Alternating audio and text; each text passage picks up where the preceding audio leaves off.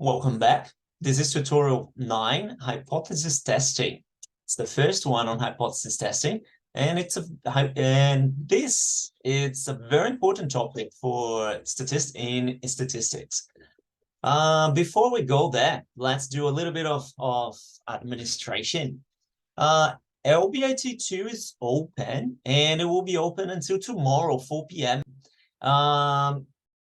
So if you have when you're ready, prepare like 90 minutes. Make sure you're very relaxed, rested. If you're eating, go to the toilet before, and then you start the first attempt of LBRT2, like you did for the first one. In the same way, there will be a second attempt, which will be from Thursday to Friday. Is it here? Let me see if it's written. It's not written, but it's this week. I think it's in the next second attempt will be from Thursday until 4 p.m. on Friday. So you still have a second attempt. I strongly recommend doing both. Almost every student who did both ended up increasing their grade on the second attempt. So it's really recommended, okay? Other than that, it will cover the topics from lecture 5 until 8. So it goes until confidence interval that we saw last week. This week's hypothesis test is not there. It's for the third one, okay? And that's it. Let's look at the next ones. So this was posted yesterday. So CML4 is already closed. The first attempt, CML4 second attempt is opening tomorrow and goes until Friday. Also, the first attempt of CML5 will open on Wednesday, but you have until Monday to do it. So if you want to start, it's a good idea. Give it a go. But I would believe your next days, today, tomorrow, and the other 2 days, if you're focusing on something, try to focus on the LBRT because it's worth 20% of your grade. So maybe leave the CML for the weekend, I think I would suggest, or you can do at the same time, depending if you're busy on the weekend. Okay. And I think that's it for administration. Any question before we start with the tutorial? Feel free to. Okay, let me have a look. I have a chat. How many questions do we have for LBRT2? I think it will be, once again, I believe it will be showing you. Let me see if I can find it. I'll take this one off. Assessment. LBRT. Semester 3, LBRT2. There will be 12 questions covering materials from lecture 5 until 8, 90 minutes. And what else? I think that's it. So make sure there's a first attempt. These are the tables that you'll be using. And let me look at the next question from Harry. So if I am traveling overseas during the second attempt time frame, am I able to get the timing adjust according to the time zone I'm in, like you can do for exam and other subjects?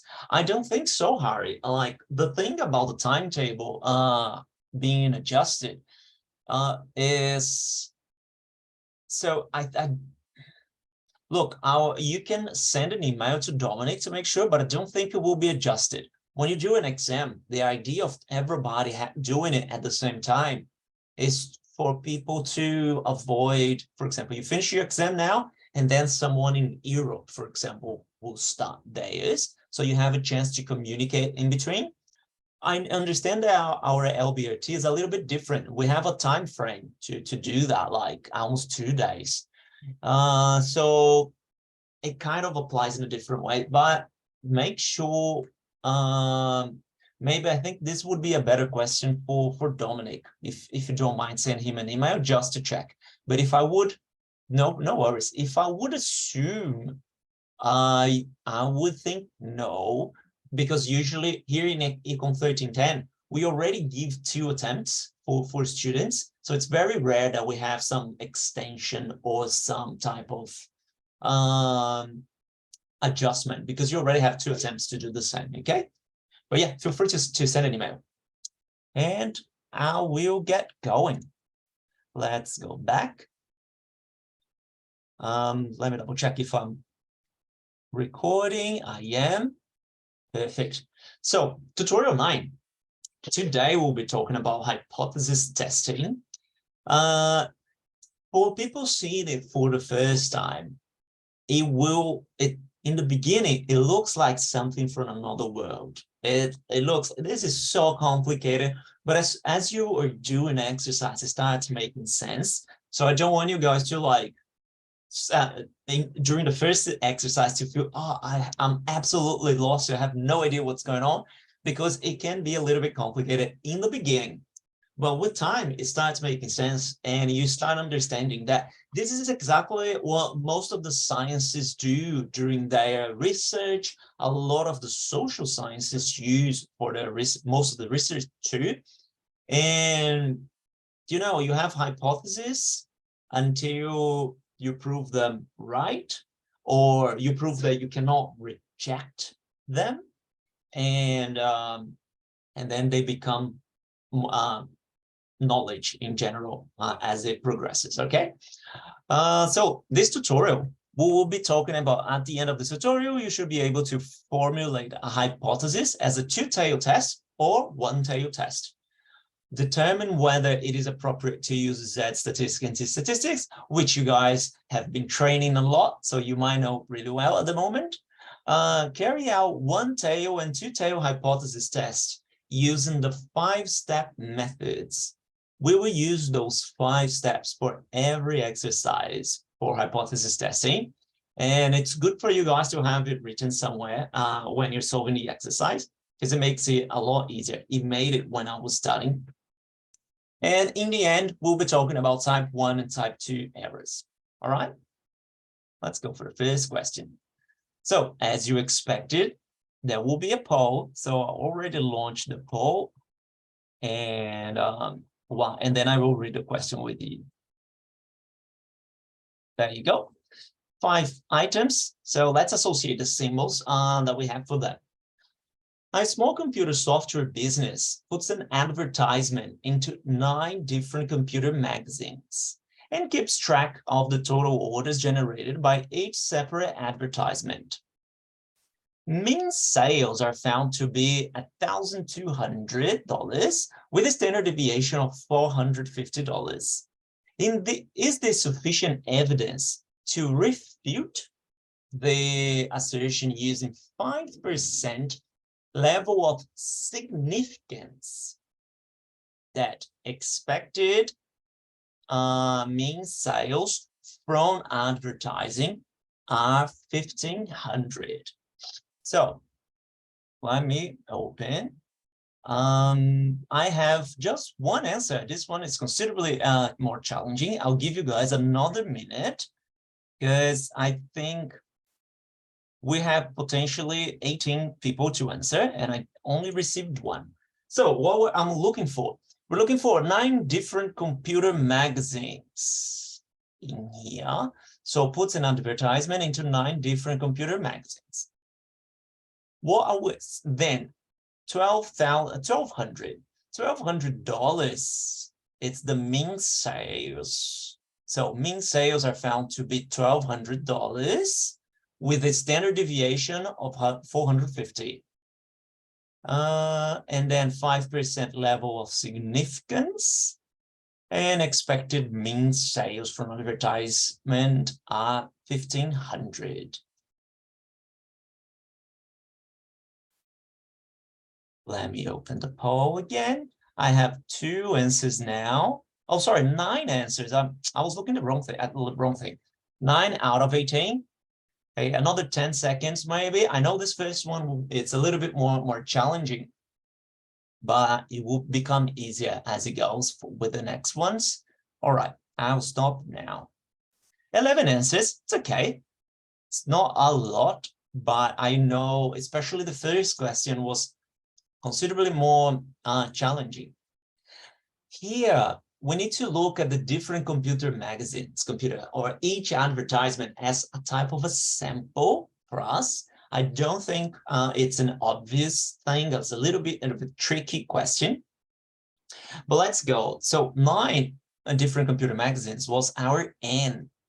And then we know that 1200 was the mean found. Sorry, mean sales are found. Sorry.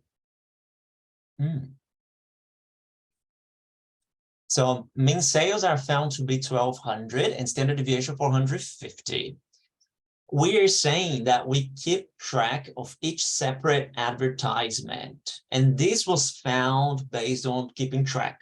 That's why that is X bar, and 450 is S, is our sample standard deviation, right? This is why it works like that. But look how tricky this one might be.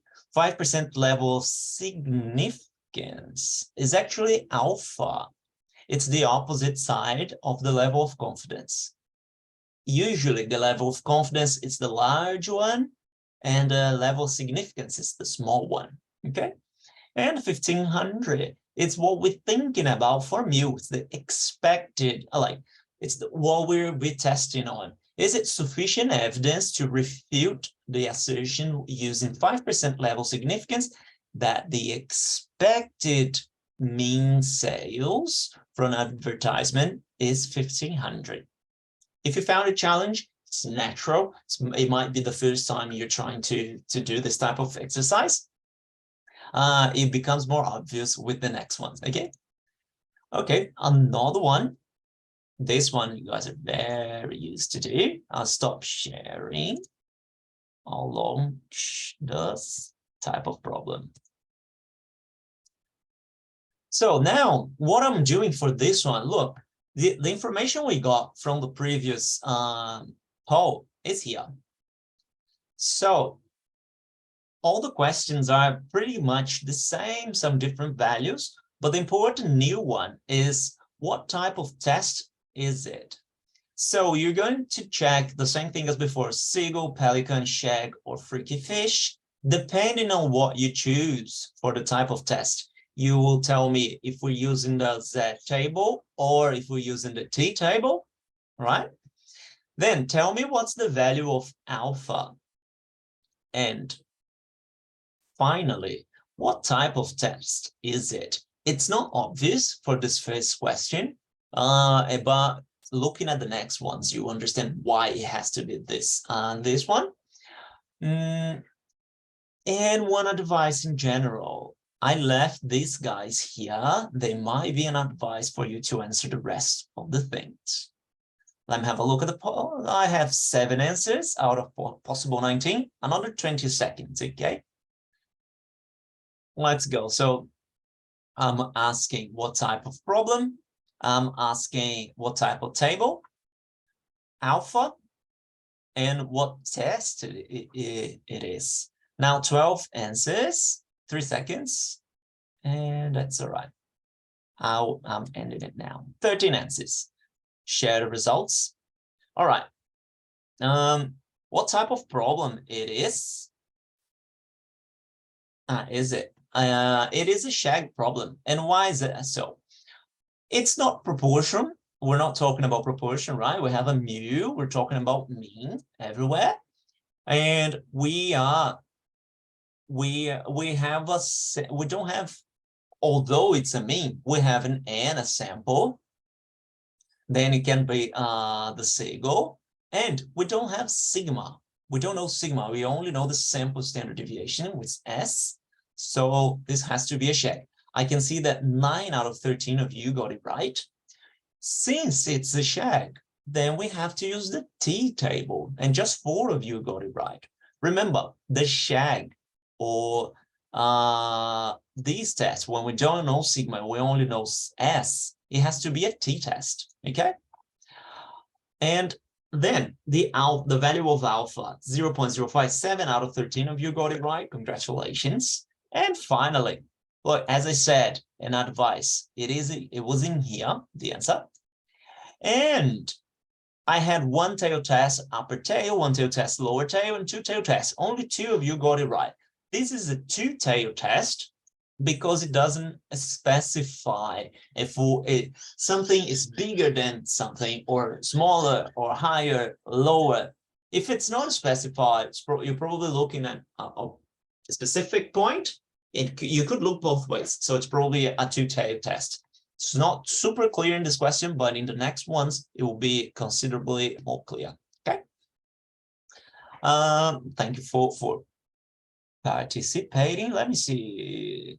I'll stop sharing and let's go with the exercise. So there are 5 steps, and you have in this slide here, just taking it from our lectures. And let's go. So step 1, state H0 and H1. H0 sometimes can be called HA, but H0 is the null hypothesis. It's always H0. H1 is what we call the alternative hypothesis. The alternative hypothesis, some people might call it HA, but it becomes really similar. The A and the 0 becomes really similar. So usually for this course, we will be calling H0 and H1. So our H0, our null hypothesis is mu equals to 1,500. And look at this question. Is this sufficient evidence to refute the assertion using 5% level of significance that expected mean sales from advertising are 1,500? We're saying every time you have a null hypothesis, let me use the pencil. It's the one that keeps things equal. So you will notice every time the null hypothesis, this is a 2-tail test. So we're testing if it's equals to 1,500, then the alternative hypothesis is if it's not equals anymore. So it's different than 1,500. Look, then I think I have a little bit more. This means a 2-tail test. And this looks like that. Look, we have a rejection regions when here is our X bar, right? And we're having this rejection regions. Our mu, the mu from the null hypothesis is 1,500. So we will reject if we have something in this little area or in this little area in here, okay? So our alpha is 5%, 0.05. Therefore, as I have to split this in 2 parts, look, it will be 0.025, which is half of 0.05, right? So let me go back a little bit. Step 2 is to state the decision rule for the appropriate statistics and sampling distribution. So step 1, we define it. This is our null hypothesis, H0, and it's always the one with equals or bigger or greater or equal, smaller or equal, always the one with the equals, right? And now H1, so H0 equals to mu equals to 1,500. H1, our alternative hypothesis, mu different than 1,500.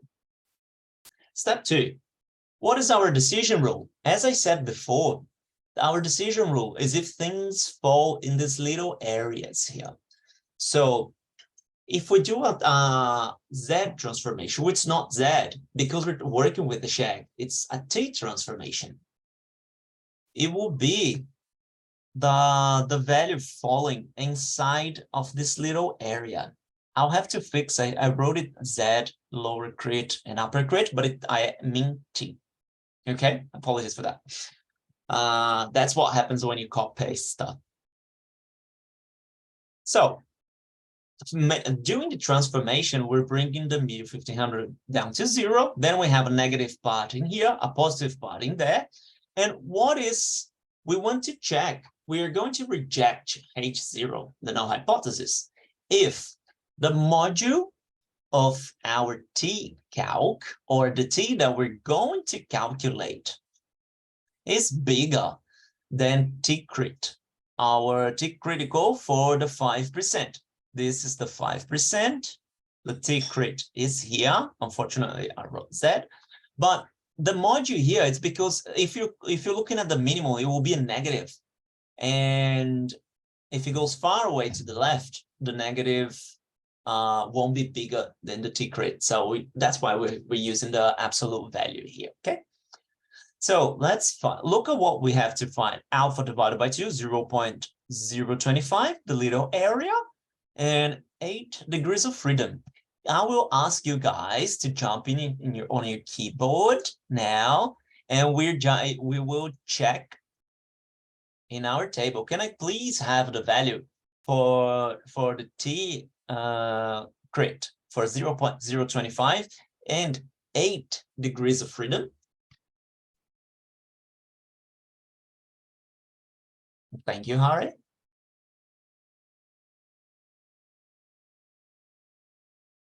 Someone else?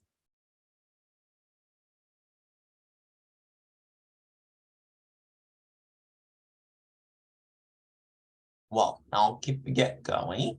Amazing. Thank you. Can you? Exactly. You guys are absolutely right. So 0.025, we find here 8 degrees of freedom. So 2.306. Excellent. What did we find? We found these two values here for T. We're looking at the T table. We checked the area and degrees of freedom. So we found a value for these two guys in the bottom here in our T distribution. So let's go to, basically T crit, right? Now let's look for the T calc, the one we're calculating using our numbers. So for T calc, we're going to use the formula that we usually use for T or for Z. It's slightly different only. So T calc is equals to our sample mean minus our population mean, the one that we're assuming is correct, divided by the standard deviation of X bar, right? This is just the sample standard deviation divided by the square root of n of our sample size. And replacing the numbers, we get 1200 minus 1500 divided by 450, our S, divided by square root of 9, which is equals to -2. So let's compare now. Look at here, module of T calc, is it bigger than T crit? This is what we're doing in the next step. So next step, make a decision. Reject H0 or not reject H0. Can you see it? I think my little cameras are closing. Well, yeah, it's written. Look, the absolute value of -2 is 2. Is it bigger than 2.306? It's not. So we're not rejecting H0. Does that mean, what does it mean for H1? I'll ask you guys to jump on chat. Does it mean, my question, I want a yes or no answer in the chat. Are we accepting H1 or not? So we are not rejecting H0. Are we accepting H1? Can I get a yes or no in the chat?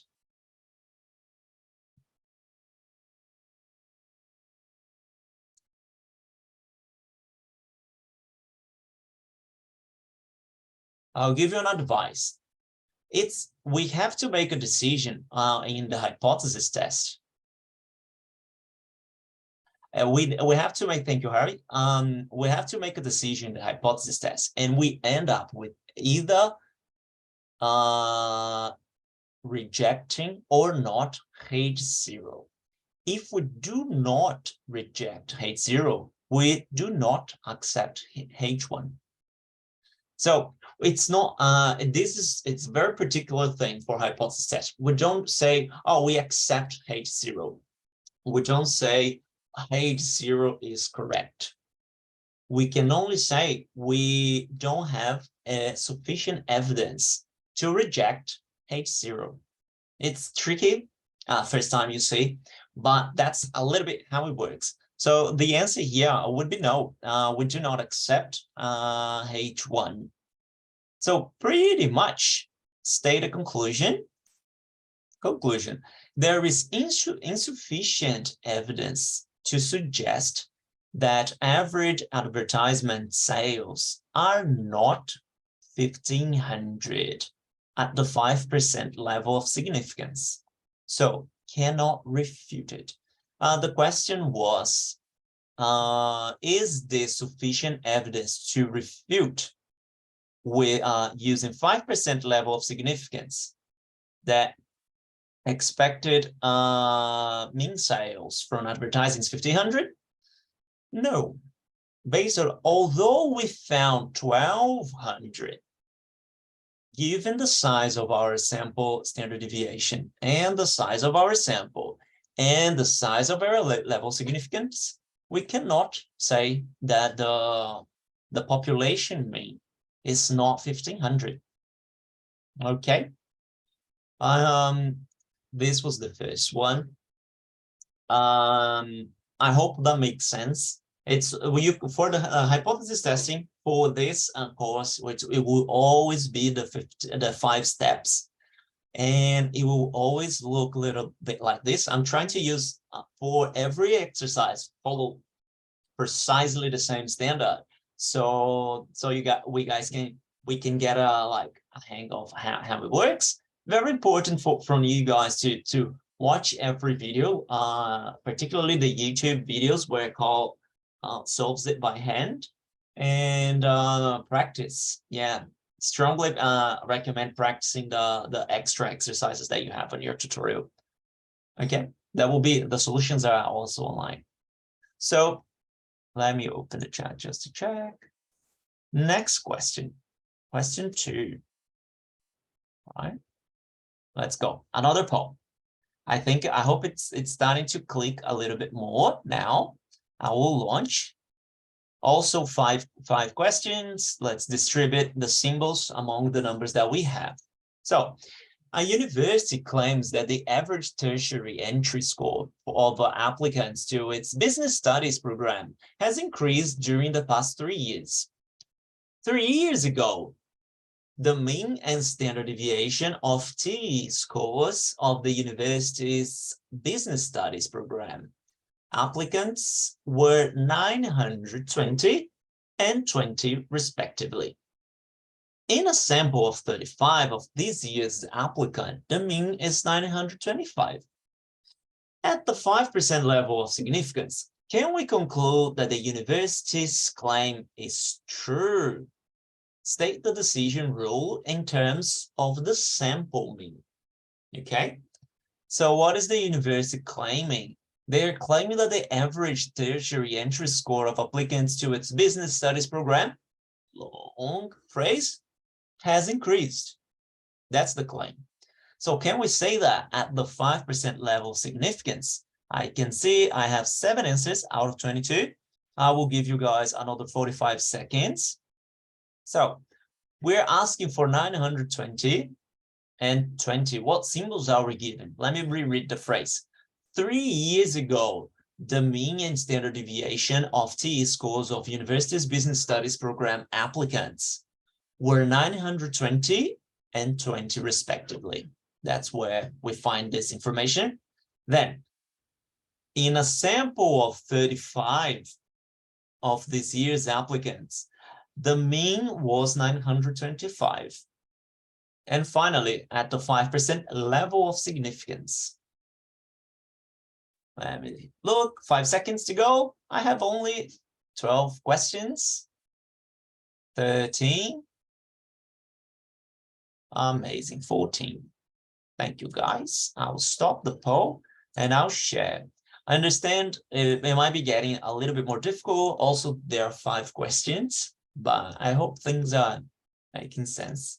And these are the answers. Let's go. So, what symbol would you give to the value 920? It is a mu. It's a population mean because it's talking about past information. It's not a sample. It's not our current sample. It's not what we're testing right now. It's past information or assumed information. That's why it's a mu. It's a population mean. Same as with 20, which is the standard deviation. It's a sigma, right? Population standard deviation. The 35 is the size of the sample, pretty clear. The 925 is the mean of the sample, so the sample mean. So that's why it's an X bar. And finally, the 5% level significance is alpha. And for the previous question, I forgot to check, but 8 out of 14 of you got it right for the first question. 6 got it right for the second one. Let me see. 8 out of 14 got it right for the third. 6 got it right for the fourth. And finally, 6 got it right for the 14th. It's the same. The level of significance is the opposite, and it's the level of confidence. Okay. So that's why this is an alpha, not a level of confidence. So let's go. Next one. Once again, I have some advice here. I'll open. Oh, what else? Where is it?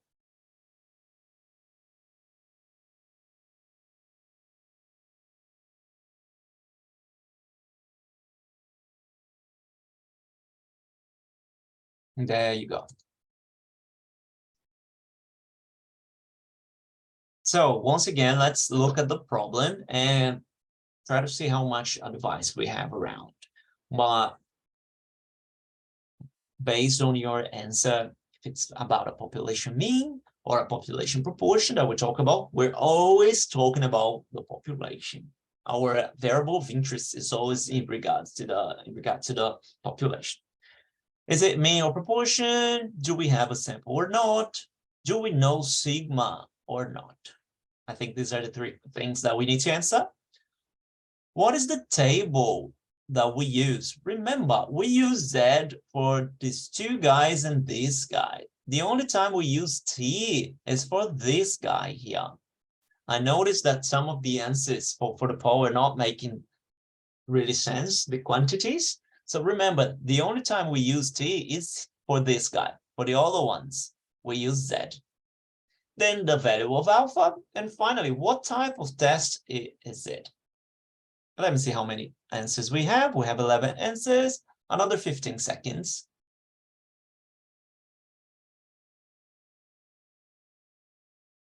Another 10, 15 answers. I'm missing just 7 people. 5 seconds, 4, 3, 2, 1. 15 answers. Good, that's good. Share results. And let me click. So this is a pelican now. Why? Because you will see here we're using we have mu talking about mean. We have a sample, so it's not the sigma, and we know sigma. So if it's a pelican, therefore it's a Z. We're using a Z table. Alpha, it's 5%, since we have here also an advice. We had it there. And now probably the trickiest one. They are asking if it has increased. So we're only rejecting the null hypothesis that the population mean is still the same if it's bigger than something. If it's the same or if it's smaller, then we don't this claim is not it's not valid. Okay, let's see how many people got it right and wrong. You guys already have it on your screen, but 9 out of 15 got it right about a pelican. Good job. 12 got it right in terms of Z table. 5%, 11 got it right. And one tail test, upper tail. 7 of you. I got it right. Good job. Very good. Stop sharing. Okay, let's go to the exercise. So once again, same steps. Step 1, state H0 and H1. H0, remember the null hypothesis. In the null hypothesis, things usually stay as they are. So equals, okay? But in this case, it's a tiny bit different. The null hypothesis says that mu is smaller or equals to 920. You could have said it's equals to 920 for the null hypothesis. The most important here, what defines what the null hypothesis is the claim that we're testing, or whatever gets out of the equals, whatever becomes different or creates a change, or something in that direction. Here we're saying, has it increased? So our alternative hypothesis is saying mu is greater than 920, bigger than, greater than. So this is a one-tail test, and we're testing the upper grid. Okay, let's put all this information here in the table. Look how it looks like. I also took a little bit a slide from our lectures. But look, we know, so this is a one-tail test. So we're only say that that claim is valid if it falls somewhere in here, the numbers we found with our sample. So X bar upper crit, this is our distribution for X bar, and we're not dividing alpha by 2 anymore because we test just one side. Okay, one side test, one tail test, upper tail. Let's go. Step 2, decision rule. Reject H0 if, what are we going to use in this one? Look at that. This one will be interesting. We reject if Z, the Z we calculate, is bigger than the Z crit. Z crit that we have for this little area of 0.05. So transforming it, going downwards to Z, or doing a Z transformation, we can find this value of Z upper crit. But the thing here is, what we have is 925. It's a value for X. So in fact, what we have is something for X bar in here. So what we have to do, we have to transform to Z, then come back to X bar, so we can evaluate if the 925, which is our Z calc, sorry, which is our X bar calc,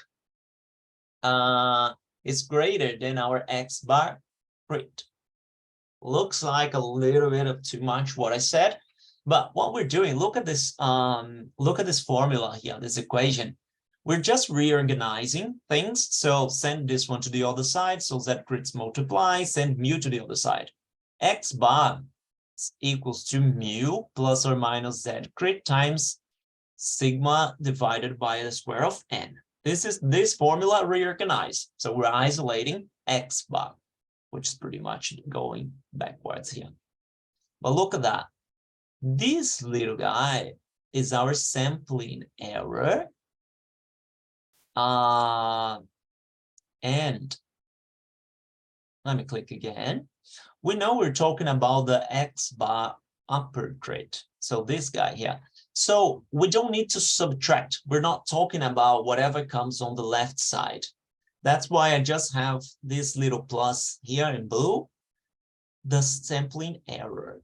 So there will be a mu, and after you add the sampling error, then you get whatever, you will get this line here, and whatever is bigger than it will be in this area. Okay, so that's how we're using our Z upper crit to get back in here, and then we can compare this 925 that we have. All right, let's go. So 0.05 on one side, therefore the area for the other side, 0.45. Here we have a table. We're looking for an area of 0.45. Can I have on chat where 0.45 is, please? remember it's an area, so that we're looking for. So this area will give us a Z crit, a value for Z.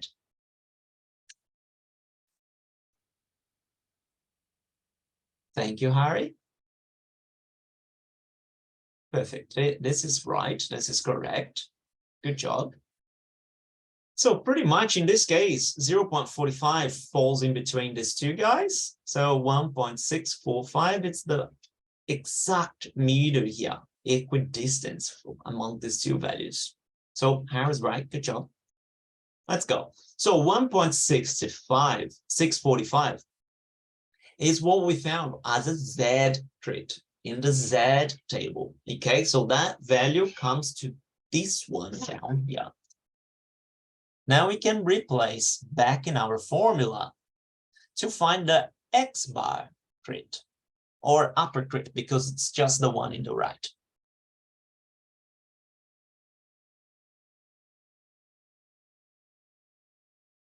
So replacing in the formula, we have 920, mu is there, then 1.645 times our standard, our X bar sample distribution, which is sigma divided by square root of n, 20 divided by square root of 35, which gives us 925.56.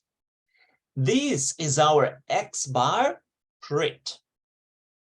Okay, so this is the limit where passing by it, and in this case, being greater than, allows us to reject the null hypothesis, the H0, and claim, since the claim is that it has increased, so say that the claim is valid. All right. Step 3, so X bar crit, it's here. Step 3, calculate X calc. We don't need to calculate X calc because they already gave us. It's the 925 there. So X calc 925, is it greater than the X bar crit that we found 925? Well, spoiler alert, it's not. By a tiny bit, it is not. So this 925 would fall a little bit to the left here, very close, but a little bit to the left, which doesn't allow us to reject H0. So do not reject H0. That's how it works for step 4. And finally, we write a conclusion where there is insufficient evidence to suggest that average entry scores amongst all applicants are higher than 920, the original one that we have for historic values, or the population mean, at the 5% level of confidence. So although our sample had 35 students and in average they got 925, so sample mean, we still can't say that it has increased because maybe perhaps our sample is not big enough, or the score is not large enough to say it has increased. So we do not reject H0. So pretty much when we do not reject H0, it means we do not accept H1, right? Where the claim, the claim is not valid. So let's say state the decision rule in terms of the sample mean. So we can't say that the sample mean was 920. So that's how we state it. We do not do it with the 925. Wait. I think I did it. State the decision rule in terms of the sample mean.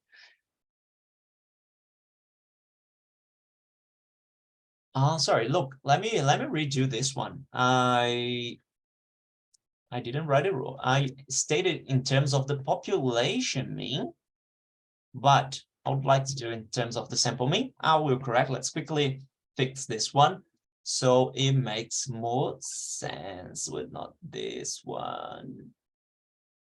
This is for the first one. We're in the second exercise. I think once again, me fixing it maybe helps a little bit with the understanding what's going on. So since they asked us to state the decision in terms of the sample mean, We're not talking about the 920. We're not talking about the 925. So there is insufficient evidence to suggest that the average entry scores among all applicants has increased to 925 at the 5% level of significance. Oops, oh, yeah, have. Just fixing that. All right. I'm saving here before something happens. And let's go. Oh, I don't want this one. I want this one. Perfect. Well, any question, please send me a chat or feel free to open your mic to ask. But let's go to question 3.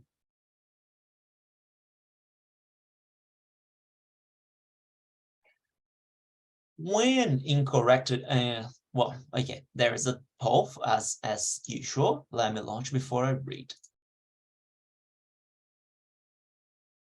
There you go.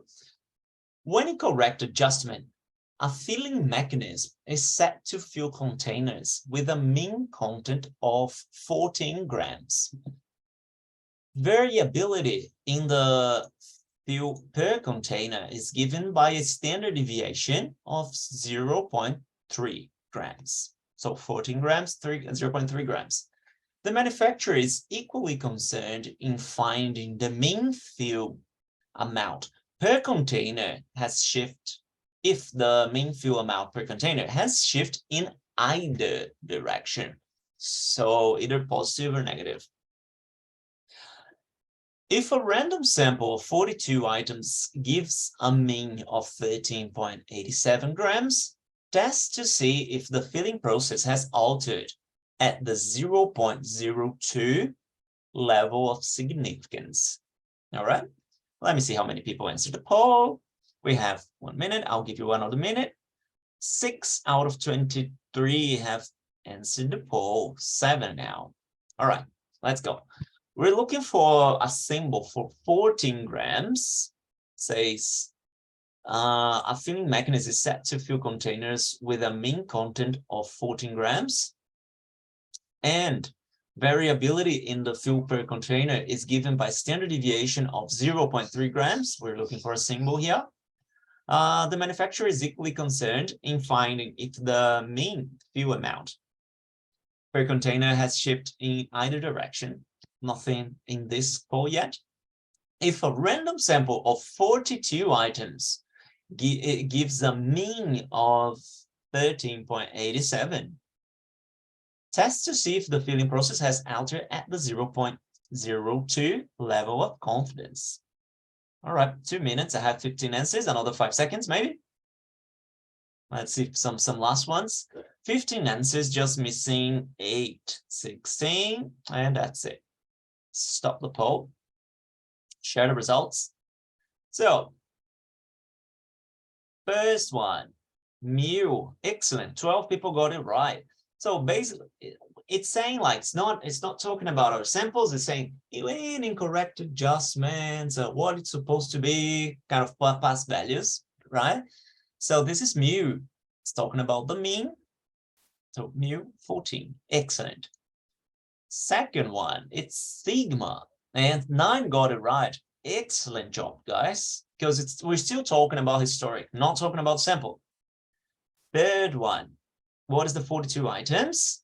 It's N, and 12 got right. You guys are killing it on this one. Fourth one, talking about samples, so 13.87 is the X bar. 12 of you got it right.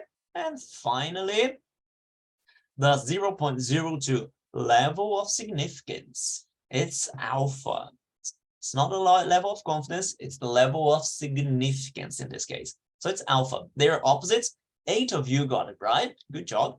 And 3 still said that it was a level of confidence. But it's all right. Stop sharing. Let's go to the next one. Once again, let's go back. Not this. I'll share it again. Whoop, sorry. Relaunch poll. There we go.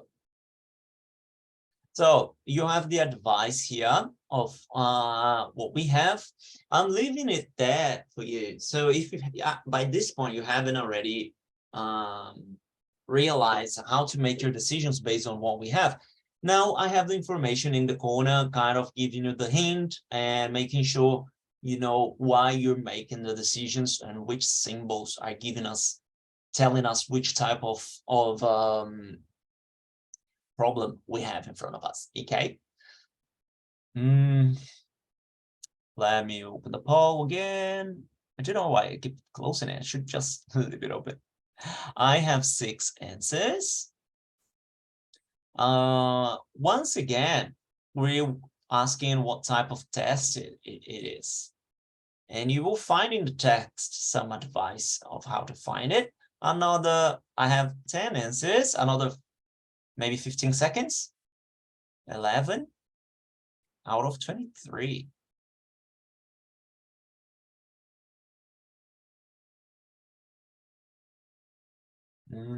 All right, 2 seconds, 1. I will end the poll. 12 answers, share the results. So this one is the same. It's also a pelican. And the advice we had, although written different, are very similar. It is talking about a population mean, because when incorrect adjustment, the mean content of 14 grams. We have sigma. We identified the previous poll, 0.3 grams. And we have a sample, so n equals 42. Therefore, it's a pelican, being a pelican. So 9 of you got it right, 9 out of 12. Excellent. So that table, 9 out of 12 too. Good job. Value of alpha, 0.02, level of significance. Very good. And finally, one tail tests, lower tail is the one that got most votes, 7, but it's a 2-tail test. And why is that so? As I painted in green, it's because they are asking, they want to know if it shifted in either direction. If either it's putting more grams, it's filling with more or filling with less. So it's saying either direction, it's 2-tail test. Okay, stop sharing. And I'll get going before we get too late. So let's go with the 5 steps that we have. First, state H0 and H1. So no hypothesis. Remember, no hypothesis always has the equal. In this case, it's a 2-tail test, so it will be equal. Look, H1 is what defined. H1, the alternative, it's when things change, not when things stay equal. When things change, mu would be different than 14 grams. 2-tail test. Hey, therefore, our null hypothesis H0 is when mu stays 14 grams, like stays as 14 grams. Let's put all the information together. When it's a pelican, it's a 2-tail test, so we can use this lecture slide. Our alpha, since it's a 2-tail test, it will be in both sides. So we'll have to divide it by 2. So alpha divided by 2, 0.01. We know because it's a pelican with no sigma. So we're doing a Z test. We can put a Z down here. So we have X bar upper crit, Z upper crit, and the same for the lower ones. We know the areas and everything. Look, a lot of information we already have before we start calculating things, right? Let's go. Step 2, decision rule. Reject H0 for the null hypothesis if it's a 2-tail test once again. So the absolute value of Z calc, of all the Z we calculate using our numbers, it's bigger than the Z crit, the one we get for this alpha or this level of significance or this little guy here, this little line. Let's look for our Z crit. What is it? Right? It's the Z table. So what number is relevant for us? It's the one that touched the mean here. So 0.49. So let's go. Can you guys give me the Z crit for this area of 0.49? I'm waiting on chat. Let's see if you guys can find the area of 0.49. You will see that it sliced our Z table with the bottom, because usually I'm getting the top part for most of the exercise. In this case, will be the bottom.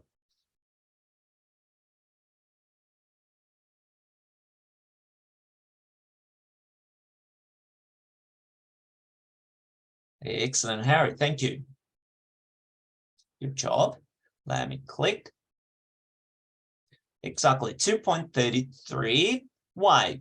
It's not exactly 0.49, but 0.49 is still closer to this one than it is to either this or this. So when as long as it's not exactly in between two numbers, then we will take the closest one, which is this one. Let's go. So 2.33 is here. Remember, we took from the Z table, so it goes to the Z distribution. And it's a two-tail test, so it goes both positive and negative, right? Both sides. Now, step 3, let's calculate the Z-calc. So Z-crit is the one that we're using alpha, Z-calc is using the rest of the numbers, right? So we will just use the formula, x bar minus mu divided by sigma, which is divided by the square of n. Standard formula here. And replacing the values, we get 13.87 x bar minus 14, and we get minus 2.808. Look at this number. And then we have to use our decision to try to find, is the absolute value, it's missing a minus here, I will need to fix, but the absolute value of minus 2.808 bigger than, greater than 2.33? Can I get a yes or no in the chat? Is the absolute value of minus 2.808 greater than 2.33? Amazing. Yeah, thank you, Harry. It's a yes. So for the first time in this tutorial, we are rejecting the no. So things are not, remember the no, things stay the same. So things are not staying the same anymore. We're rejecting it. So in favor of H1, in favor of our alternative hypothesis, rejects H0. So now how can we conclude this one?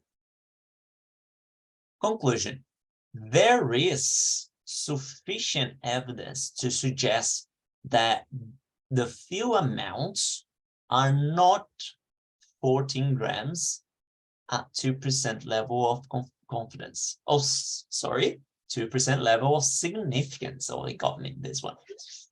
So there is sufficient evidence. So we reject H0 in favor of H1.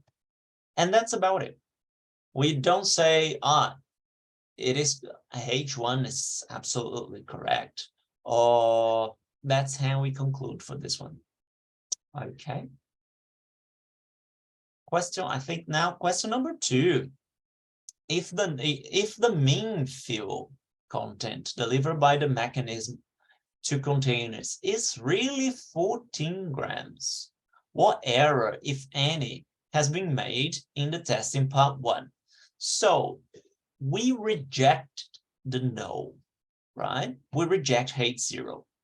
But turns out that the mean is still 14 grams.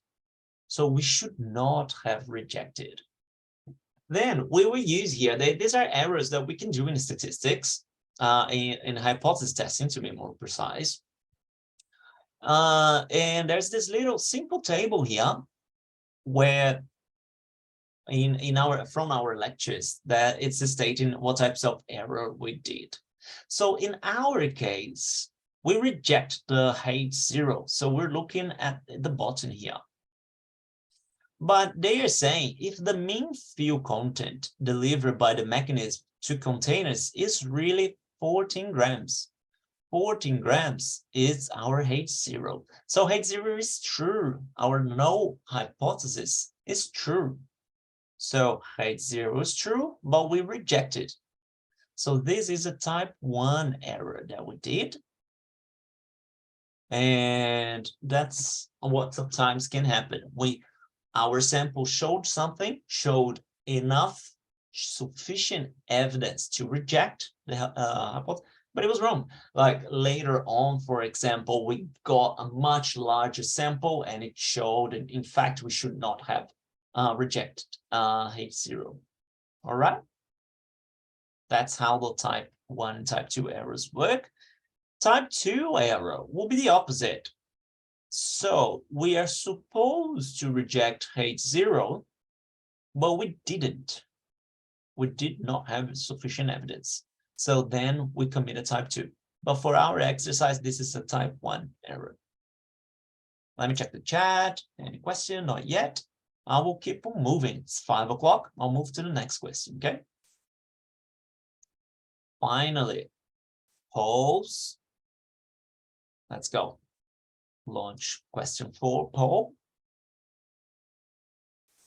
A local fire department is concerned about the waiting time from the moment a person telephone until they are connected with the service controller. Okay, the time that it takes for them to take the call. In the past, the mean waiting time has been 19 seconds with a standard deviation of 8 seconds. A new switchboard is being trialed to see if it reduces the mean waiting time. The department wishes to sample calls under the new conditions to see whether the new switchboard should replace the old one. A random sample of 60 calls found that the mean waiting time was 17.6 seconds. Let me just click so people at home can see the rest of the questions that we're analyzing. Test to see if the waiting time has been reduced at the 4% level of significance. What can the fire department conclude about the effectiveness of the new switchboard? Let me check how many people answered. I have 6 answers. I'll give you guys another 40 seconds. And look at the values that we're looking for. We're looking for the 19 seconds and 8 seconds. They are back in here. And look how it's that in the past, the mean waiting time has been 19 seconds with a standard deviation of 8 seconds. Then we're looking for 60 calls. A random sample of 60 calls found that. Finally, we're looking for the 17.6 seconds. So the random sample found that the mean waiting time was 17.6 seconds. And then in the part A, we're looking at the 4% level of significance. All right. I have 13 questions. I'll give you another 5 seconds and I will end the poll right now. All right. 13 answers. Let's look at the answers we have here. So for the first one, look, what symbol do we give? As we're talking in the past, this is population. So it's mu, and the standard deviation would be sigma, right? So 10 out of 13 of you got it right for the mu, and 7 got right for the sigma. And then we're looking at the sample. 60 calls is the sample size, like a random sample of 60 calls. And then found that the mean waiting time 17.6. Sample mean X bar for the 17.6. I can see that the 10 of you got right. And for the X bar, 9 of you got it right. So good job. That's pretty good. Finally, the 4% level of significance. 10 of you got it right. I see that 3 still got it wrong. So the other 3 it chose level of confidence. But this tutorial will talk about level of significance, which is the opposite. It's like 1 minus level of confidence equals level of significance, or the other way around. That's how we find the levels. Usually, the little ones are levels of significance. So 4%, 5%, 1%, maybe 10%. And the big ones are level of confidence, 90, 95, 99 sometimes. Okay, I'll stop sharing and we're going to the next question. Let's find what type of problem it is. This is the last time we're doing it today. Where is it? Type of problem. Relaunch poll. There we go. So a little bit of advice here so you can make like the best choice.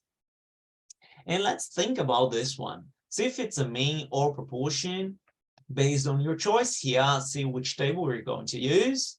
Choose your alpha. And finally, what type of test is it? And you have to think, what type of test is it? What are we trying to decide in this exercise?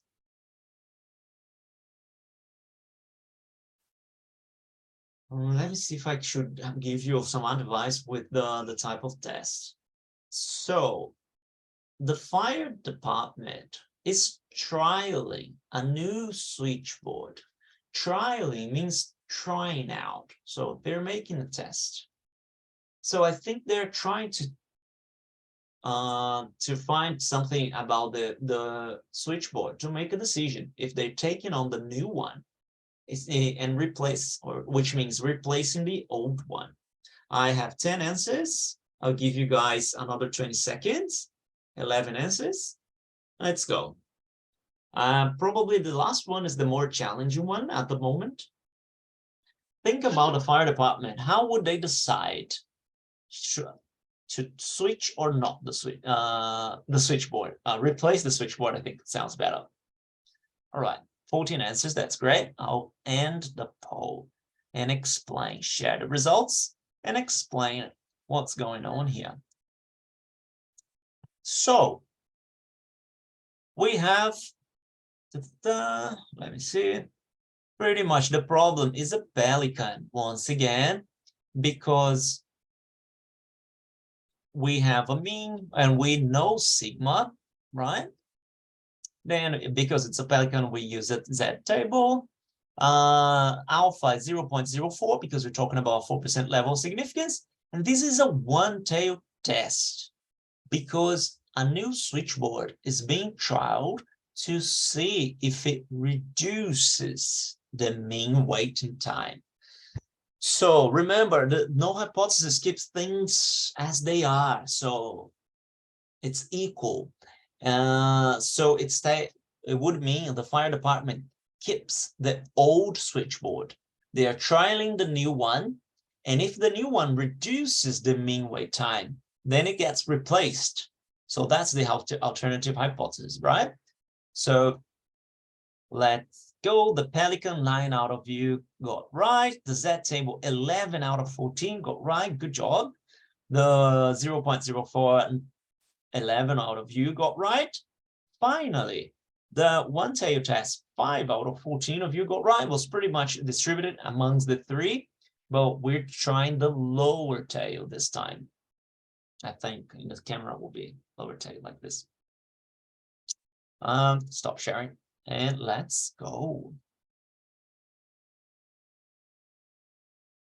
Remember, H0, no hypothesis, is when things stay as they are. It's when things stay equal or are equal. H1 is the change. So in this case, it's reducing the time. So therefore, it's reducing the time. So we replace the switchboard by the new one, the old by the new one. Okay. So look at that. H0 is mu greater or equals than 19. And this was defined pretty much by the H1 alternative hypothesis.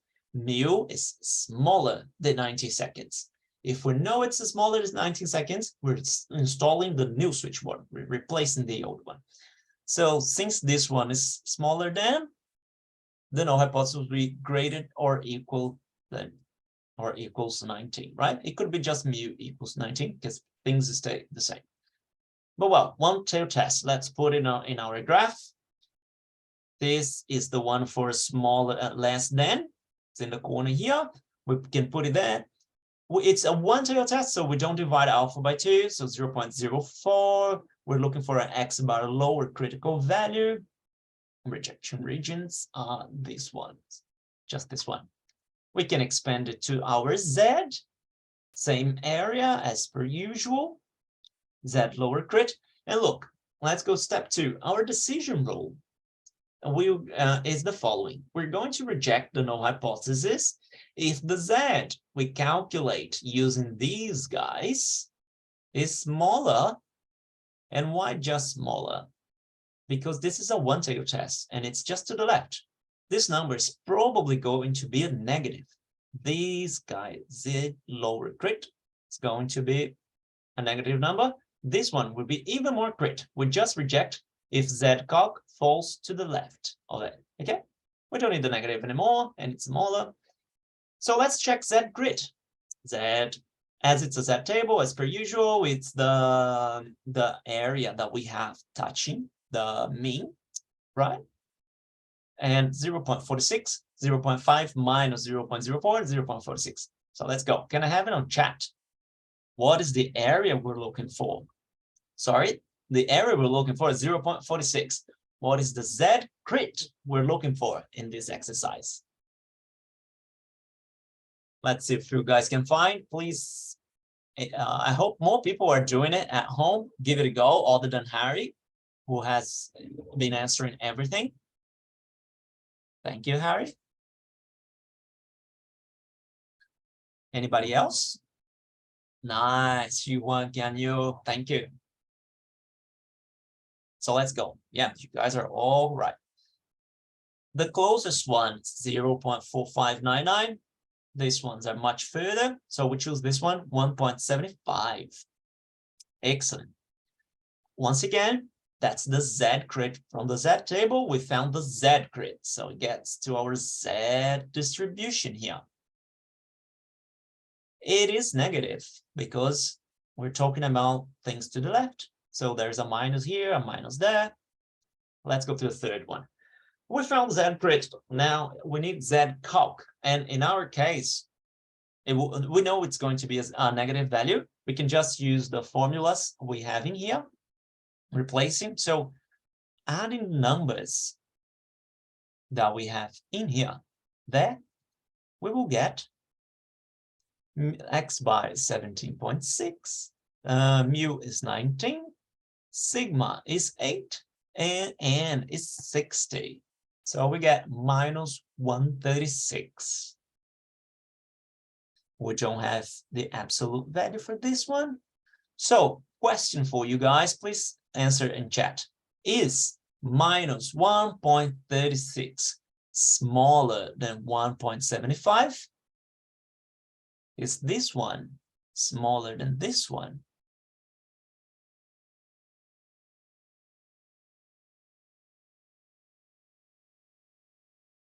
In this case, we don't. But in this case, very specific, we are only looking at the left. You don't need to think about the absolute value. But if you had the absolute value in the left side, I think your answer would still be the same. But notice the Z crit, we look at the table, it's just one. It's just the minus 1.75. We don't put the absolute value in the right. In this case, since we are only looking, Harry, it's just, we don't need the module, and the direction here is already considering that. So can I say without absolute values, minus 1.36 is smaller than 1.75? Yes or no? I think nobody wants to. I didn't make any mistakes in this one. It's my question is exactly what's showing in here. Minus 1.36 smaller than minus 1.75. Yes or no? Is it true or false? Thank you, can you? Yeah, thank you, Harry. Exactly. It's a no. So if I would, it's always important to think about the distribution. If I would get this little guy, Z-calc, 1.36, and try to place it in the distribution, it would fall in here, not in our rejection region. It would fall to the right of the minus 175, right? It's closer to 0 than minus 175. So we do not reject the H0. And go, do not reject. All right. Then let's write the conclusion. There is insufficient evidence to suggest that the new switchboard has, on average, lower waiting times than the old one at 2% level of significance. So we do not reject because we don't have enough evidence to say so. So if the fire department made a decision based on what we found out of those 60 samples, the sample of 60 calls, we would not replace the old switchboard. We'll just get the new one, return it to the seller, and say like, look, it was good, but it wasn't good enough, or we would just stay with a good old switchboard. All right. That's it for A. Let's continue. That was a B and C for this question. All right. B. Describe type 1 and type 2 errors that are possible. So, back to our lecture table. We can reject H0 when H0. Oh, sorry. We can not reject H0 when H0 is true. That's where I'm rounding with the mouse. We can reject H0 when H0 is false. And in both cases, we're not making a mistake.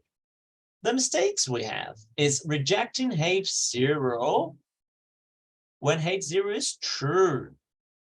So for type 1 error, we would be finding that mu is not 19%. We reject 19%. We reject the null hypothesis that mu is equals to 19 or greater than 19 in favor of saying that mu is less than 19. So the new switchboard is giving us a lower time than 19 seconds. So type 1 error, reject a true H0. True H0 was rejected. So we install the new switchboard when we shouldn't, because the new switchboard wasn't wasn't reducing the time of the calls in a 4% level of significance. The other type of error, type 2 of error, H0 is false, so the new switchboard is good and it's reducing the call length, but we didn't find that in our sample. So the mistake is H0 is false, so we're rejecting it. We should have rejected, but we didn't.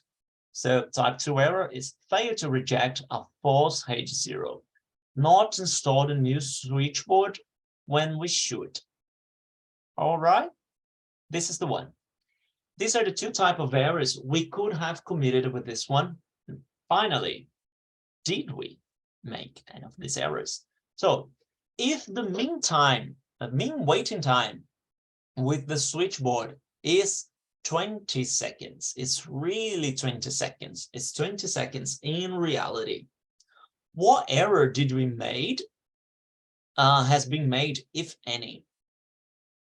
What error, if any, has been made? Would you like to guess? Let me open chat. Is it a type 1 error, type 2 error, or no error was made? Which case do we fall? Can I have it on chat, please? Challenging last question. Let's see how it goes. Just before we finish. It could be no errors. It could be type 1 or type 2. What you guys think? We're counting participation here. You guys don't need to know how to get it right yet.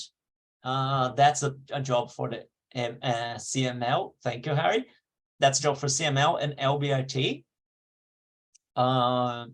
But now it's just participation. Let's give it a go. Think a little bit about it. And now let's go through it.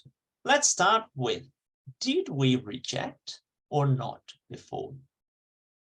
We did not reject. So It was in here. Anything you would have said in this area, the second line, second row, it wouldn't make sense, because previously, let me see if I can scroll a little bit up, we did not reject H0. Okay, so we're here. Was H0 true or false? So if the mean waiting time with the new switchboard is 20 seconds, is 20 seconds satisfying H0, the null hypothesis, or H1, the alternative hypothesis? H1 says mu is smaller than 19, but here we're saying that the reality is 20 seconds. So it's greater or equals than 19, to 19. So it is satisfying H0, which means H0 is true. So H0 is true, and we did not reject H0, which means we did not make a mistake. No error was made in this case. We did not reject H0. And that's the answer for question 6. Okay? So let's revise what we studied today. At the end of this tutorial, you should be able to formulate a hypothesis as a two-tail or one-tail test. I hope you guys got the advice, so like it's greater or it's increasing, one side, one-tail test, upper tail. Smaller, decreasing, reducing the time, one-sided tail, lower tail. And like it's remains with the value x, whatever value, or it's within blah blah blah of the value thing, or it's either direction, then it's a two-tail test. All right, then determine whether it is appropriate to use Z statistics or T statistics. Pretty simple. Do we know sigma or not? Do we know the population standard deviation, or do we know the population variance, which is sigma squared, or not? Finally, carry out one-tail or two-tail hypothesis tests using the 5 steps methods, as we did in every exercise, and describe type 1 and type 2 errors. All right. Thank you so much for attending. Good luck with your LBRT 2 and your CMLs, and I'll see you on Thursday.